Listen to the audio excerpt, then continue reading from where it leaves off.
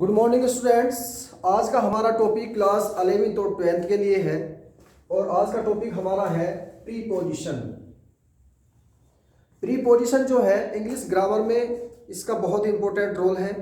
किसी भी सेंटेंस में यदि प्रीपोजिशन आ रही है और यदि हम उसे प्रीपोजिशन सेंटेंस में नहीं लगाते तो सेंटेंस का हम कभी भी अर्थ पूरा नहीं कर पाते हैं। तो आइए स्टार्ट करते हैं। प्रीपोजिशन का मतलब होता है, इसे हमने दो भागों में डिवाइड किया है, टू पार्ट्स में, प्री और पोजीशन। प्री का मतलब होता है पहले और पोजीशन का मीन्स होता है स्थिति, यानी कि किसी भी नाउन या प्रोनाउन से पहले जो भी वर्ड आता है वो प्रीपोजिशन होता है, लेकिन उसका संबंध सेंटेंस में आए किसी अन्य नाउन और प्रोनाउन से होता है। सबसे पहले इसकी डेफिनेशन लेकर चलेंगे, क्योंकि किसी भी टॉपिक को समझने के लिए उसकी डेफिनेशन हमें आना बहुत ज़रूरी है, हम तभी उस टॉपिक को पूरी तरह से समझ सकते हैं। तो प्रीपोजिशन जो है एक ऐसा वर्ड है जो प्रयोग किया जाता है बिफोर ए नाउन और प्रोनाउन, राइट, टू शो, और जो दिखाता है इट्स रिलेशन, अपने संबंध को, विद अदर वर्ड्स, दूसरे शब्दों से, ऑफ द सेंटेंस, सेंटेंस के दूसरे शब्दों से। वो नाउन भी हो सकता है, प्रोनाउन भी हो सकता है। कुछ मैंने एग्जांपल लिए यहाँ, जैसे Ritu is in her room, Ritu अपने कमरे में है। मैं इसकी हिंदी लिख देता हूं, इसे समझना। रितु अपने कमरे में है, राइट। तो यहां जो प्रीपोजिशन आई है आपकी इन। अब यदि मैं यहां से ये हटा दूं, रितु अपने कमरे है, तो सेंटेंस का क्या हो गया, अर्थ का अनर्थ हो जाता है, यानी कि सेंटेंस की सेंस हमारी सही नहीं आती।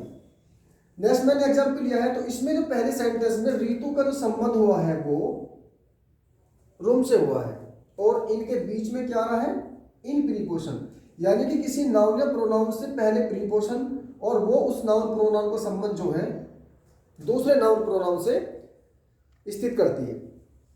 The cat is on the net, और इसमें प्रीपोजिशन है, इसका संबंध इससे है और इसका संबंध किससे है, कैट से। She came from Calcutta, from इसमें प्रीपोजिशन है, और ये किससे आई है, कैलकाटा जो नाउन है यहाँ इससे पहले, और इसका संबंध ये बता रही है सी से, क्योंकि सी क्या है यहाँ, प्रोनाउन। तो आपको ये डेफिनेशन समझ में आ गई होगी। अब इससे आगे जो है इसके नेक्स्ट रूल लेकर चलते हैं कि हमारे जो प्रीपोजिशन कितने प्रकार की होती है, कौन कौन सी होती है, वो लेकर चलेंगे। तो स्टूडेंट्स अब चलते हैं काइंड्स ऑफ प्रीपोजिशन की तरफ। तो काइंड्स ऑफ प्रीपोजिशन, तो there are 4 kinds of preposition. Preposition के 4 प्रकार होते हैं, तो आइए इन्हें समझते हैं। सबसे पहले आता है सिंपल प्रीपोजिशन। सिंपल प्रीपोजिशन में जो है केवल एक शब्द वाले प्रीपोजिशन कहलाते हैं, जैसे in, on, to, at, of, by, for, with, और भी हैं, ये तो मैंने थोड़े लिखे हैं यहाँ। तो सिंपल प्रीपोजिशन में केवल एक शब्द वाले, एक वर्ड वाले। डबल प्रीपोजिशन, अब जैसे नाम ही है डबल, डबल माने इनका डबल कर दो, तो जैसे into, on to, upon, within, ये हमारे डबल प्रीपोजिशन में आते हैं। नेक्स्ट आते हैं कंपाउंड प्रीपोजिशन। कंपाउंड प्रीपोजिशन जो है किसी नाउन, एडजेक्टिव या वर्ब से पहले या तो ए लगाया जाता है या बी लगाया जाता है, जैसे across, about, between, before, beside. A लगाया जाता है, क्रॉस, या फिर बीई और बी, ये हमारे कंपाउंड प्रीपोजिशन में आते हैं।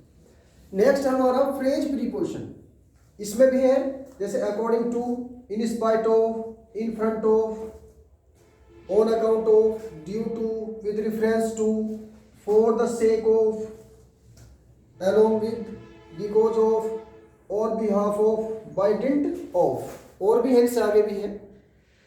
तो ये हमारे काइंड्स ऑफ प्रीपोजिशन थे। अब मैंने फ्रेज प्रीपोजिशन के 2 एग्जाम्पल आपके सामने लिखे हैं, इन्हें जरा ध्यान से देखना। अकॉर्डिंग टू, इसका मतलब होता है के अनुसार, हर विश, उसकी इच्छा के अनुसार, I gave her A mobile. तो इसमें क्या है स्टार्टिंग में अकॉर्डिंग टू, ये हमारा क्या है प्रीपोजिशन। ये अपना संबंध किससे बता रहा है, प्रोनाउन से। किससे बताया इसने अपना संबंध, प्रोनाउन से। यानी कि किसी भी नाउन या प्रोनाउन से पहले जो भी वर्ड आता है मोस्टली वो हमारा, और वो ही वर्ड दूसरे नाउन या प्रोनाउन से जो संबंध बताता है, रिलेशन बताता है, तो हमारा वो होता है प्रीपोजिशन। तो इसका संबंध किससे बताया है, आई से। इन स्पाइट ऑफ, इसका मतलब होता है के बावजूद, के बावजूद। Being ill, being ill, spite of being ill, यानी कि बीमार होने के बावजूद भी। She went to college, she went to college. Ill है हमारा, सी हमारा हो गया प्रोनाउन,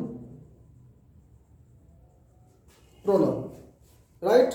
अब आगे लेकर चलते हैं position of preposition. Position of preposition की, जो प्रीपोजिशन है उसकी स्थिति क्या होती है, और कुछ प्रीपोजिशन के वर्ड, कुछ प्रीपोजिशन की वो सेंटेंस में किस किस प्रकार और कहां कहां यूज की जाती है। तो स्टूडेंट्स आइए स्टार्ट करते हैं कि मैंने आपके सामने कुछ प्रीपोजिशन लिखी है, तो उनका यूज किस किस प्रकार, कैसे कैसे सेंटेंसों में और कहां कहां किया जाता है, आइए देखते हैं। तो करेक्ट यूज ऑफ प्रीपोजिशन, सबसे पहले मैंने लिया है इन और इनटू। यानी कि इनका यूज स्थिर अवस्था के लिए, कि जब आदमी कहीं अंदर बैठा हो, ठीक है, और वो मतलब मोशन में ना हो, गति में ना हो।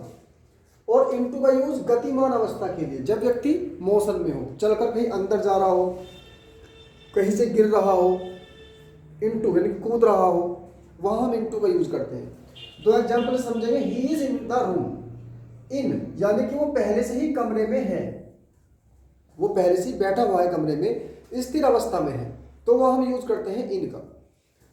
The boy jumped into the river, into, into का जंप का मतलब होता है यानी कि वो गति में है। जब हम कहीं कूदते हैं और कूदते हुए हम गति में होते हैं, तो वह यूज करते हैं हम इनटू का। इनटू का यूज रूप और अवस्था में परिवर्तन के लिए भी किया जाता है। जैसे translate the story into English, जब हम इसका जो है इसका रूप बदलेंगे, जब हिंदी से हम ट्रांसलेट करते हैं इंग्लिश में, तो वहां भी यूज करते हैं इनटू का। नेक्स्ट रेन, जब वर्षा होती है और एकदम बदल जाती है स्नो यानी कि हिलस्टोन में, जब ओले पड़ने लगते हैं, तब भी हम उसे क्या करते हैं, वहां इनटू का यूज करते हैं। वहां उसकी अवस्था चेंज हो रही है, परिवर्तन हो रहा है उसमें। नेक्स्ट मैंने दो वर्ड लिए हैं प्रीपोजिशन के, ऑफ और ऑफ। एक तो ओ डबल ओ एफ और एक O double F. O F का मतलब होता है संबंध या गुण प्रकट करने के लिए, और ऑफ का मतलब होता है अलगाव यानी कि कहीं से बिछड़ने के लिए। ऐसी स्थिति में हम ओ डबल एफ का यूज करते हैं। जैसे she is the principal of our college, संबंध बता रहा है, प्रिंसिपल का संबंध किससे है, कॉलेज से, तो ओ एफ का यूज जो हम, और इसकी हिंदी होती है का या वाला, का या वाला, और इसकी हिंदी होती है दूर या अलग। तो सीज ऑफ ड्यूटी नाउ, वह अब ड्यूटी से दूर है या अलग है। तो मैंने आपके सामने 4 प्रीपोजिशन रखी, इनमें डिफरेंस बताया कि इनका यूज कैसे, इनटू का कहाँ, ऑफ का कहाँ, ओ डबल एफ का कहाँ। आगे इसी प्रकार और भी वर्ड हैं, उन्हें भी इसी प्रकार मैं एक्सप्लेन करूंगा। तो स्टूडेंट्स नेक्स्ट हमने वर्ड लिए हैं जो प्रीपोजिशन के वर्ड्स हैं, ऑन और अपॉन। ऑन का मतलब भी पर होता है और अपॉन का मतलब भी पर ही होता है, लेकिन ऑन का यूज स्थिर अवस्था के लिए किया जाता है और अपॉन का यूज गतिमान अवस्था के लिए किया जाता है। जैसे मैं सेंटेंस आपको दे रहा हूं एग्जाम्पल के रूप में, the book is on the table, the book is on the table. तो इस ऑन का यूज जो है, ऑन का यूज स्थिर अवस्था के लिए क्या है कि जो बुक है वो टेबल पर रखी हुई है, स्थिर अवस्था में। नेक्स्ट मैं आपको लिख रहा हूं, the cat jumped upon the table। तो जंप्ड का मतलब स्थिति कैसी है, गतिमान है, और उसके लिए मैंने क्या यूज किया, अपॉन का यूज किया, राइट। नेक्स्ट मैंने दो वर्ड लिए आपके, बिहाइंड और आफ्टर। बिहाइंड का मतलब पीछे और इसका मतलब बाद में। यह स्थान को इंडिकेट करता है और ये समय को इंडिकेट करता है। लेकिन कभी कभी क्या होता है, आफ्टर के यूज हम किसी के पीछे दौड़ने के लिए भी कर सकते हैं। तो आता ही है, यूज किया जाता है दौड़ने के लिए। जैसे ही सिट्स बिहाइंड मी, वह मेरे पीछे बैठता है।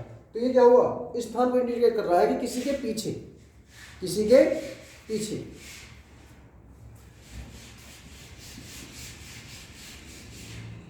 She will come, she will come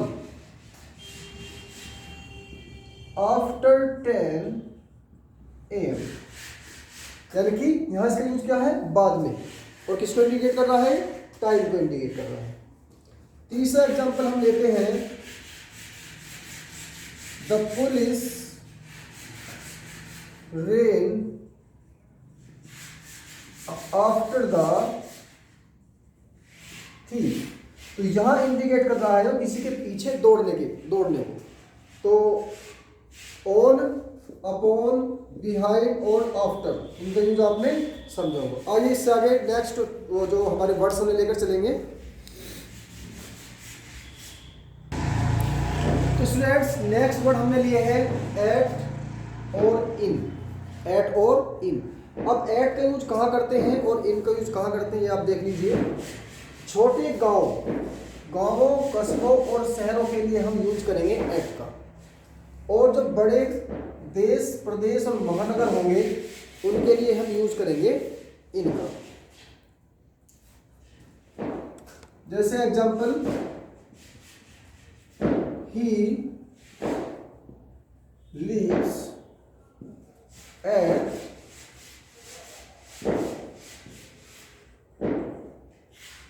Aligarh. अगर हम इसे छोटा मानते हैं तो हम इसका यूज करेंगे एट का। Ram lives in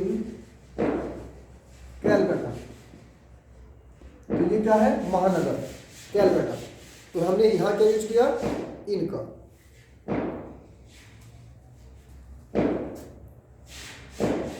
He lives at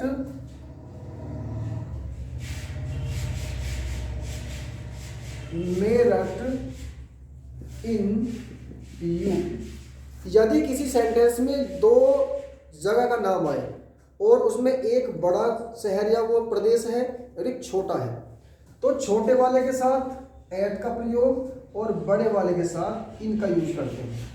चाहे उसमें वो महानगर हो छोटे वाला, और बड़ा उससे बड़ा प्रदेश, कुछ भी हो, लेकिन दोनों में अंतर होना चाहिए, एक छोटा हो और एक बड़ा हो।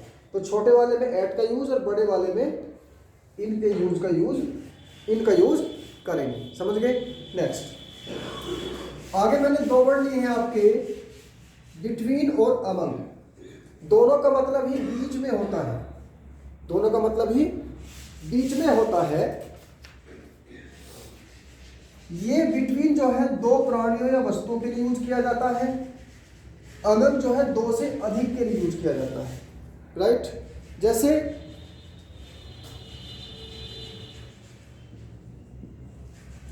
Divide the Apple, divide the Apple between Ram and Shyam. तो ये क्या है, राम और श्याम कितने हुए, 2। तो 2 के लिए क्या यूज करा हमने, बिटवीन। और एक बात को ध्यान रखना, बिटवीन के साथ हमेशा एंड का ही यूज करते हैं, बिटवीन के साथ एंड का।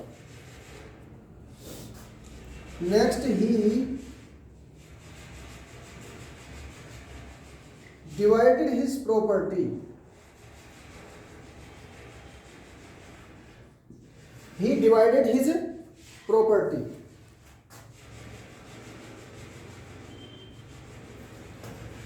उसने अपनी प्रॉपर्टी बांट दी अमंग ऑल हिज सन्स। तो यहाँ ऑल हिज सन्स का मतलब इसमें काउंट नहीं है कि वो 2 है या 2 से ज्यादा है। तो जहां पता ना लग रहा हो और 2 से अधिक हो वहां हम यूज करते हैं अमंग का। तो स्टूडेंट्स, आज का हमारा टॉपिक जो प्रीपोजिशन था, मुझे आशा की है कि आपकी ये समझ में आ गया होगा। जितने भी मैंने आपको प्रीपोजिशन बताई हैं उनका यूज कहाँ कहाँ किस प्रकार करते हैं ये मैंने आपको आज बताया। आप इस वीडियो को ध्यान से देखेंगे, उसके बाद आप किसी भी सेंटेंस को यदि करते हैं तो आपको ये पता लग जाएगा कि कौन से सेंटेंस में किस प्रकार की कौन सी प्रीपोजिशन का यूज किया जाएगा। ओके, आगे की जो वीडियो है, जो प्रीपोजिशन बची हुई है, वो मैं अगली वीडियो में आपको भेज दूंगा। Thank you.